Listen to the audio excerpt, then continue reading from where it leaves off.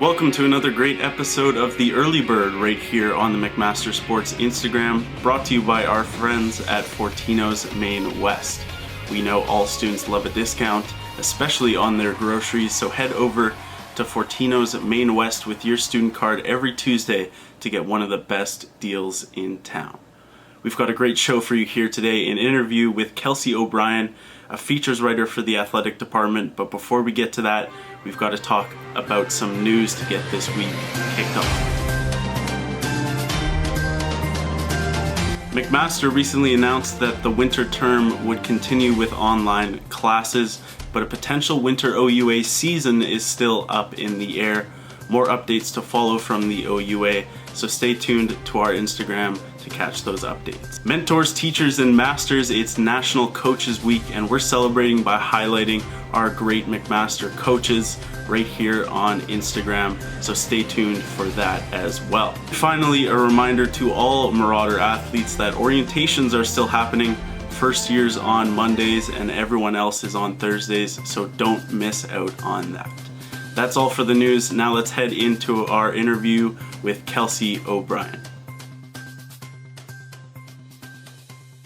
Here is Kelsea O'Brien joining us now on the Early Bird. Kelsea is a athletics features writer for the Marauders. Kelsea, how are you doing today? I'm great, Duncan. How are you? I'm so good. Thank you for joining us today. Thank you for having me. Okay, so I'll just give it up to you. Why don't you tell us what you do as an athletic features writer, what that kind of entails. Go for it. Sure. So what I do is I actually write features or just, interesting little stories on McMaster student athletes, past and present, and those involved in the McMaster athletics community. And how long have you been doing that for the athletics department here? I actually just started this year in 2020, so it hasn't been too long, but Right. We have had quite a few really great stories come out of it so far. Right. And what's your experience before McMaster? What were you doing before you came here? So before McMaster, I was writing for Raptors Republic, and before I covered the G League mostly.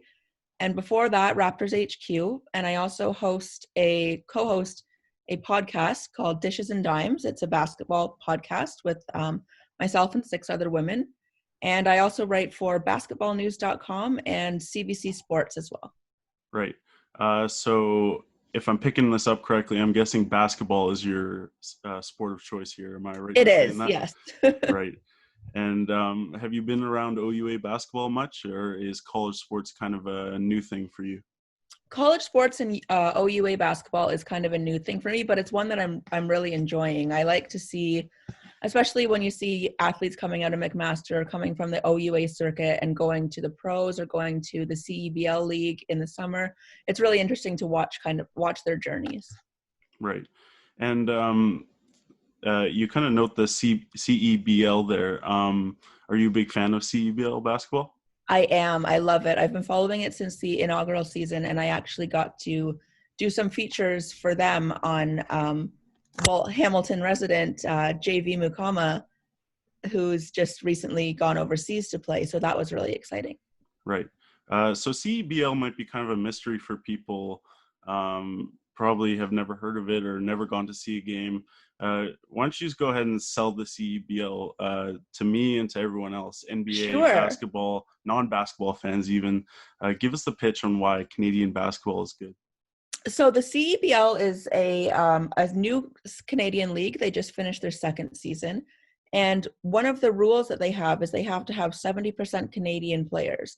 They can come from any kind of path. They can come right out of OUA. They actually do an OUA draft every year for the teams. They can come from the G League. We actually had NBA players this past season.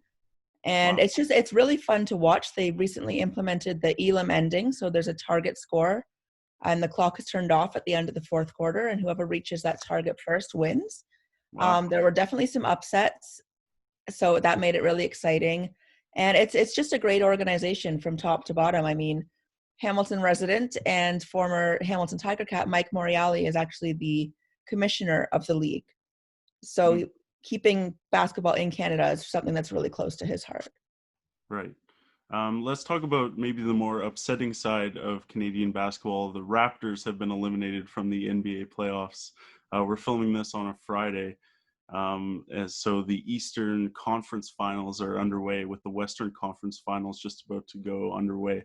Miami has that 2-game lead as we're sitting here right now.